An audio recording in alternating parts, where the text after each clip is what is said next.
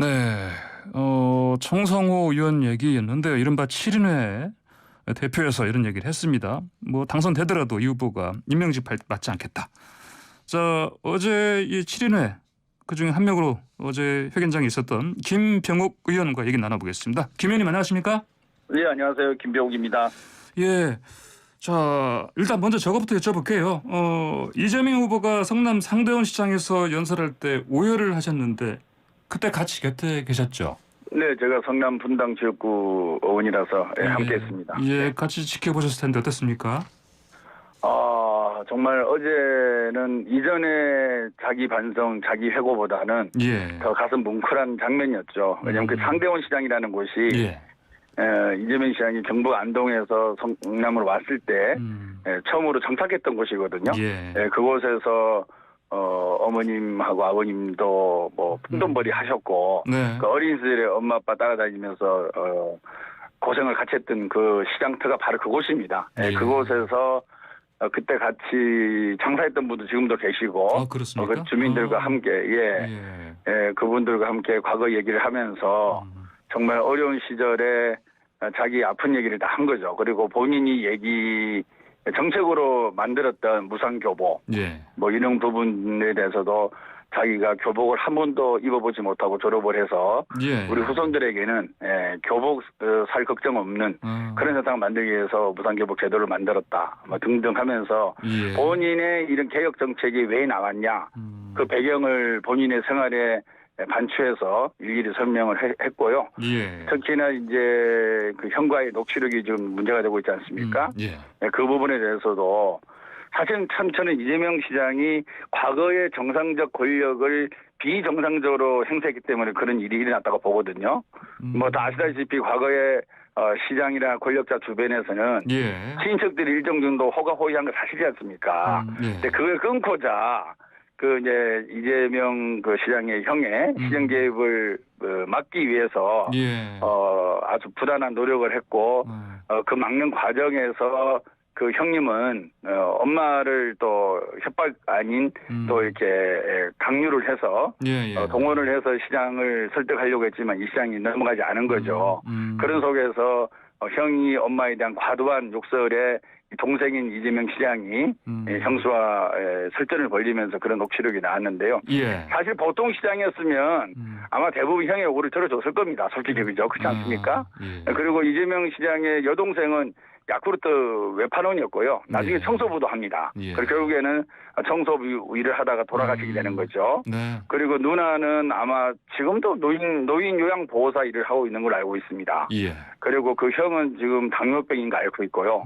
사실 우리나라 권력자의 친인척이라고 하기에는 너무나 평범하면서도 오히려 역차별 받으면서 생활을 해오고 있는 그런 가정사를 갖고 있습니다. 예. 그래서 좀 국민들에게도 좀 전체를 봐주십사.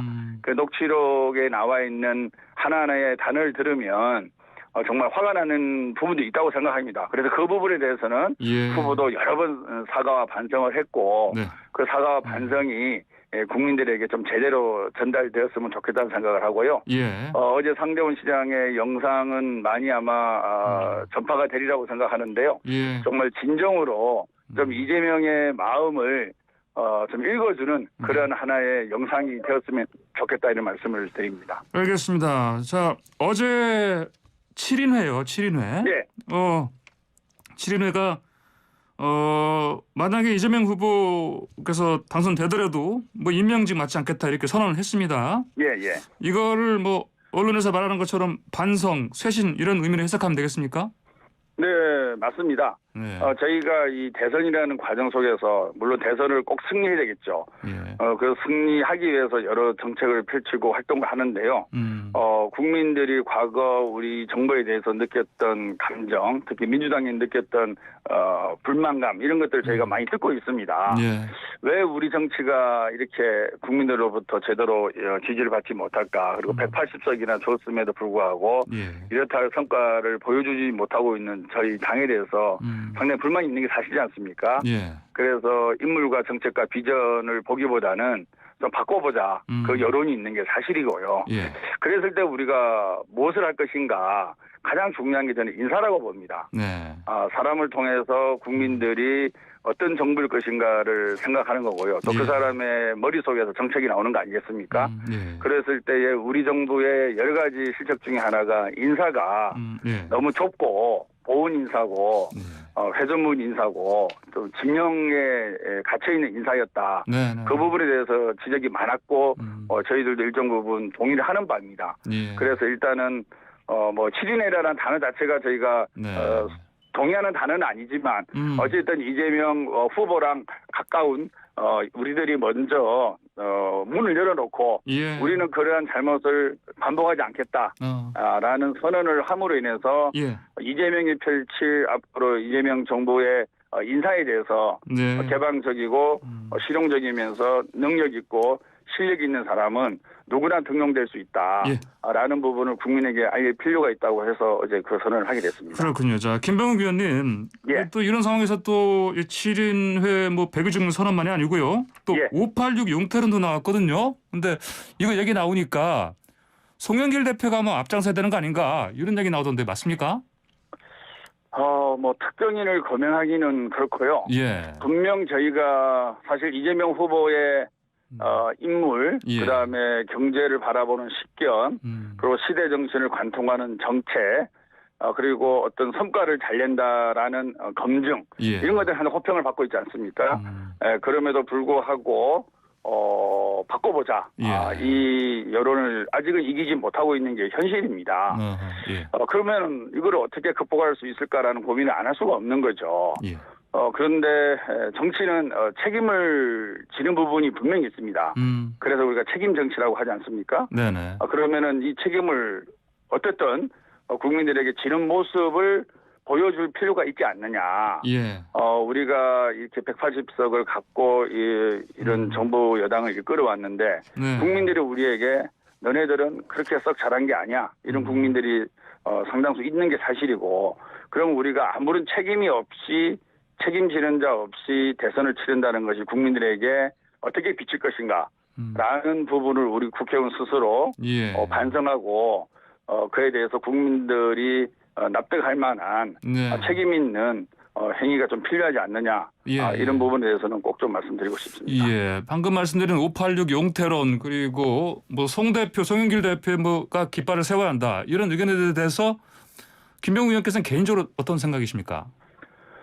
저는 어찌됐든 뭐 586이라고 불리우는 정치 그룹이죠. 예. 그룹이 사실 20-30년간 주류라고 할까요? 예. 정치에서도 중요한 의사결정의 한 부분인 것은 부인할 수 없다고 생각합니다. 예. 예, 그래서 그 586이라 불리우는 그룹들이 좀 더 잘해왔으면 우리 정치가 잘 됐을 텐데 라는 생각들을 국민들이 할 거고요. 예. 그 부분에 대해서 어떻게 응답을 해야 될지 라는 부분에 대해서는 우리 의회에서 좀 더 의원들끼리 심사숙고하면서 중지를 모아 나갈 필요가 있고 예. 또한 뭐 의원 개개인적으로 스스로 용기와 결단이 있으면 예. 또 그런 부분들도 존중을 해야 된다 이런 말씀드리고 싶습니다. 알겠습니다. 어제 이재명 후보 큰절을 하시고 또 상대원 시장에서 오열하시고 그리고 네.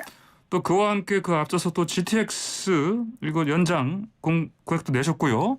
그리고 7인의 그 백의정무 선언하고 자 이런 상황이면 어떻습니까? 이른바 언론에서 이제 박스권에 갇힌 뭐 지지율 이렇게 얘기하는데 어떻게 좀 돌파구가 뭐 생길 것 같습니까?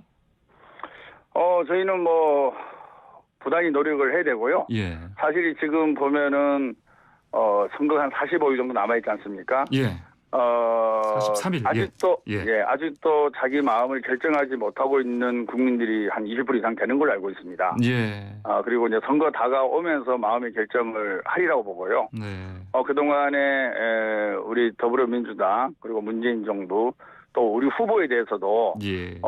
잘못된 편견 또는 그 이미지가 있었던 게 사실이고 이번 선거 과정에서 우리 후보에 대한 그 잘못된 편견과 이미지는 많이 좀 개선이 되고 있다고 생각합니다. 예. 그런데 이제 개선은 됐는데 그 개선된 걸 알면서도 표로 이어지지는 아직은 않고 있지 않느냐라는 생각은 들어요. 그래서 과거 이재명 후보를 뭐 고집이 센 사람 또는 뭐 반기업, 반시장, 뭐 포퓰리스트 이런 부정적인 이미지가 있었는데 그런 것들의 이미지가 실용적이다, 되게 유연하다. 그리고 기업에 대한 이해가 의외로 상당히 깊다. 그리고 시장을 존중할 줄 안다.